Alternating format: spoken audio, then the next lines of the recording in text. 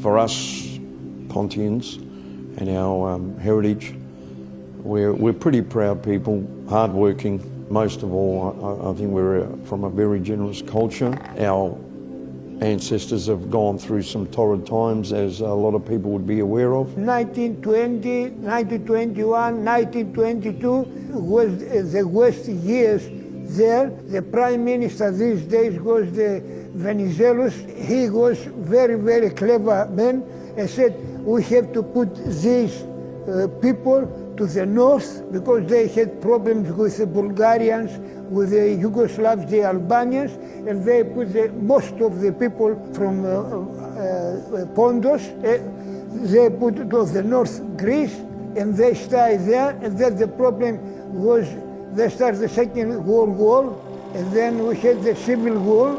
They don't have to work, they don't have money, they don't have anything. That's why they start to think to go to somewhere else to find a better place to work. In 1952, the Australian government said they need labour, and they start and came here. They start here in 1958 when the first immigrants came from North Greece to Australia. People from the same places and that, and they work out and they said we do the brotherhood to join each other, to see each other, to discuss a few things and to help each other. I came 1969 and I start from 1970. 1972 to 74 was the first time as a president with the committee. And in 1991 we discussed with 3-4 people, committee members, to do the team. The Pontians, as a soccer club or sports and social club, were formed back in '91 for the youth of the Pontian Brotherhood. So since those days there in the early '90s, they were able to work their way through the ranks of the amateur league, winning 4 championships, and in the process making their way to Sunday premiers in amateurs. In that time, they've had a fair bit of success, but they've had some real good quality boys and players that have come through. We've got a good young group, good coaches as well, very easy to get along with, and we're building the group each year, bringing new guys in. More people seem to be attracted to the club and want to come and play for us. So being captain of the club, putting on that yellow and black every week and the armband means plenty to me. I want to lead these guys out and hopefully get promoted and achieve what we want to achieve. It is actually a great honour being involved with the club for so long, coming from amateurs to where we are now in Federation, and it's growing. We're winning over supporters. They can see the actual standard of the game. To move to Federation now, I think there's a lot of great things to come out of it. And it's a testament to the actual brotherhood itself that supported it until it was sort of outgrowing itself, and the soccer club itself was looking for broader horizons and looking to expand. Actually, I just came down to play with my granddaughter. I was approached by Terry if I could help him for 2 or 3 years. And I said, all right, someone has dubbed me in, because he said, you've done this before. And I said, yeah, my son's dubbed me in, obviously. I said, okay. I said, look, for 2 or 3 years, I can do it. On the 3rd year, Terry comes up and says, Charlie, look, you think you can go for another year? Well, here we go again. I thought, I'm meant to be retired, really. I said, I'll give you another year. 18 years later, I'm still here.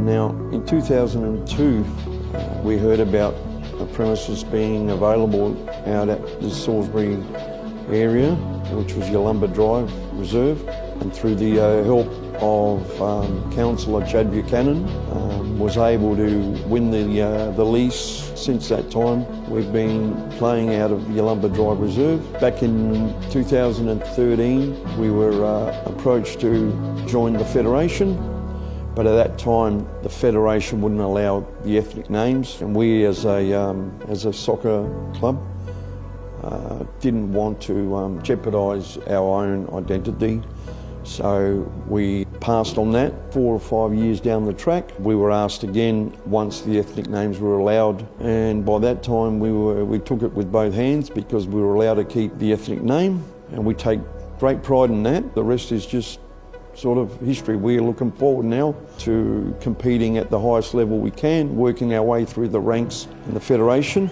and hopefully one day competing in the top divisions in this state, which is the NPL. Oh, look, I started picking up cigarette butts to treasurer, committee, president, yeah, and now I'm just staying back, laid back, observing and letting the younger generation come through. I'm old school, but I'm glad that I'm behind Terry, the president, because without him, I can guarantee you, we wouldn't have half of what we got here now. The effort he puts in with the council, with the MPs, you name it, he's there. And he's done tremendous things within the club. The culture of this club has always been family orientated. In the early days, there was always, these individuals that sort of made it a bit hard and tarnished the reputation of the Pontians. And from the time John and myself got together in trying to clean it up, and a lot of it was unwarranted too. It's just a thought out there that the Pontians were aggressive people and tarnishing our names. We have been able to establish a pretty affluent club. In 2020, we were awarded a redevelopment of our premises, and 2021 will be the season that the development will commence. I'm Chad Buchanan, and I'm the proud patron of the Pontian Eagles and also the local councillor and deputy mayor. My association with the Pontian Eagles and the Pontian community generally started some years ago. In another capacity, I used to work for a person who was better known as the Minister for Pontian Affairs, Michael Atkinson, and we went through a process many years ago to have the Pontian, Armenian and Assyrian genocide recognised in the state parliament. After that, in my capacity in council, I worked with the Pontian Brotherhood to secure land at the Salisbury Cemetery, and the relationship just grew from there. Turns out that Terry's my neighbour in Parafield Gardens, and people got in touch with me and said the Pontian Eagles are needing a home, and knowing that a lot of the members and players are actually local from the city of Salisbury, it only made sense that we try and find them a home in the city of Salisbury. And it's been a long process to make sure that the Pontians have adequate facilities. Over the years we've been able to increase the amenities, but one of the things that Terry and the board and the rest of the players really needed was facilities that met the requirements of a club that is in the State League. After a long process at council, we've been able to secure $2.3 million to build brand new facilities for the Pontian Eagles here at Yalumba Drive. So 2022 will be a big year for our club with the new premises and the surroundings, with introducing and growing our juniors. And like I said before, our women's team, we're striving to go a division better this year. And that's what we need. People like Terry, myself, Charlie, old school, but we're training the young kids to come through the ranks. I would like to see a bit more of the Greek boys to come to this club and enjoy themselves and make it a really stronger club, because it is a good club. With my experience with the Pontian Soccer Club, it's been really amazing. Like the community here, the tree as a family. Last year we played the cup final against Salisbury United. At first we were 3-1 down towards the 80th minute or 90th minute. I thought, nah, this is over. And all of a sudden 3-2. I was like, whoa, no way. Then we scored the equaliser at the very last minute of the match.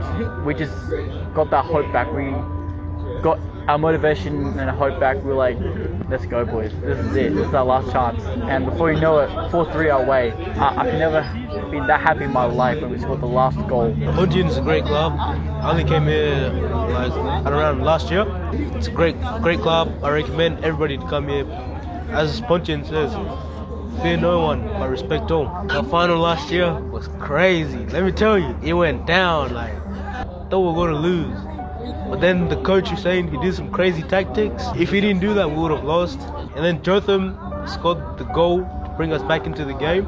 After he scored that goal, we knew we had this. We knew we were going to beat him. And then when extra time, Shabani Juma scored the winning goal. When he scored that goal, I think I did a backflip as well. It was amazing. The future of the Pontians, I wish them around. I can see MPL, mate. With some of the good boys that we've got here, yeah, there is a great future at the club. Being Pontian means a lot, and I think all the Pontians should be proud of what they've created. As we know, we originated from the Brotherhood. To their credit, I think we're able to show the people that we have and are achieving some great things. Our background, right, we want it to be an inspiration to the broader Pontian communities around the world. And we're hoping that will inspire Pontians in general throughout the world, just showing them what we have achieved down here. We're always thinking of them and hoping that they are proud of what we are achieving on the other side of the world.